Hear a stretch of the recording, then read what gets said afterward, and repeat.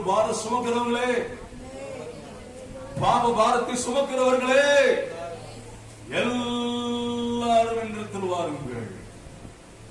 துரத்தினதும் அவர்தான். அதாவது தோட்டத்தை உண்டாக்கி அழைத்தவர், துணையை கொடுத்தவர், பொறுப்பை கொடுத்தவர், துரத்தினவர் எல்லாம் அவர்தான். இப்போ மறுபடி திரும்ப இரண்டாம் அழைப்பு, இரண்டாம் அழைப்பு. அதுலதான் நம்முடைய பிழைப்பு. ஹல்லேலூயா. கவனிங்க, அங்க இருந்து துரத்தப்பட்டு 4000 ஆண்டுகளாய் அப்படியே வனாந்தர வாழ்க்கையில அலைந்து கொண்டிருந்த மனுக்குலத்தை ஒருவர் வந்து அழைக்கிறார்.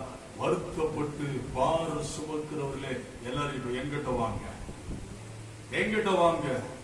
நான் உங்களுக்கு என்ன கொடுக்க போறேன்? இளைப்பாறுதல் கொடுக்க போகிறேன். இளைப்பாறுதல் கொடுக்க போகிறேன். அந்த இளைப்பாறுதல் எப்படி கொடுக்க போகிறார்? அதுதான் இன்னைக்கு செய்தி. அதுதான் இன்னைக்கு செய்தியினுடைய சாராம்சமே. ஆண்டவர் அழைத்தார். அழைத்து முதல்ல பார்த்தோம் பாத்தீங்களா? ஏதேன் தோட்டத்தில் அழைத்து ஒரு தோட்டத்தை கொடுத்தார். இன்றைக்கு அழைத்து அந்த இழந்து போனதை தேடவும் ரட்சிக்கவும் மனுஷகுமாரன் வந்தான். எதை இழந்தான்? தேவ உறவை இழந்தான், தேவ சமாதானத்தை இழந்தான், தேவன் கொடுத்த பொறுப்பை இழந்தான், தேவன் கொடுத்த ஆளுகை இழந்தான், தேவனை இழந்தான், எல்லாத்தையும் இழந்துட்டான். எல்லாத்தையும் இழந்துட்டான். அப்படிப்பட்ட ஒருவனுக்கு இழந்து போனதை திரும்ப கொடுக்கிற ஒரு காரியத்தை ஆண்டவர் செய்வதை நான் பார்க்கிறோம். வருத்தப்பட்டு சமுத்திரம் எல்லாரும் வாங்க அப்படின்னு என்ன செய்கிறார் என்றால், இன்னொரு தோட்டத்தை உண்டாக்க நினைக்கிறார். என்ன தோட்டத்தை?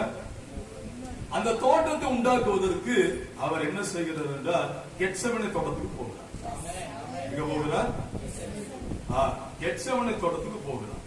அங்கே போய் அங்கே ஏதேன் தோட்டத்தை அவர் கையினாலே உருவாக்கினார்.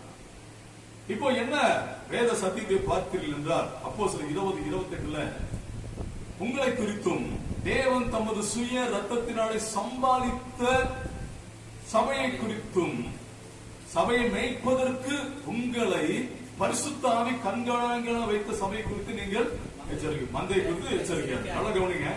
இப்ப என்ன நடக்கிறது என்றால், அன்றைக்கு அவர் கையால ஒரு தோட்டத்தை உண்டாக்கினாரு, இவர் ரத்தத்தினால ஒரு தோட்டத்தை உண்டாக்கினார். ஹல்லேலூயா. நல்ல கவனிங்க. அங்க சாத்த உள்ள வந்தான், ஆனா இங்க வர முடியாது.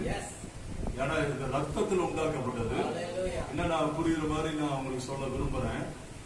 அப்பதான் தெரியும் நீங்க எதுக்காக சர்ச்சில் இருக்கிறீங்க, சபையின் முக்கியத்துவம் என்ன தெரிந்து நீங்க சர்ச்சுக்கு வரதே மிஸ் பண்ண மாட்டீங்க. ஆமென். அப்பதான் உங்களுக்கு தெரியும். ஏன்னா நீங்க தாவீதை மறந்துடாதீங்க. எப்பவுமே இருக்க வேண்டிய இடத்துல இல்லாததுனாலதான்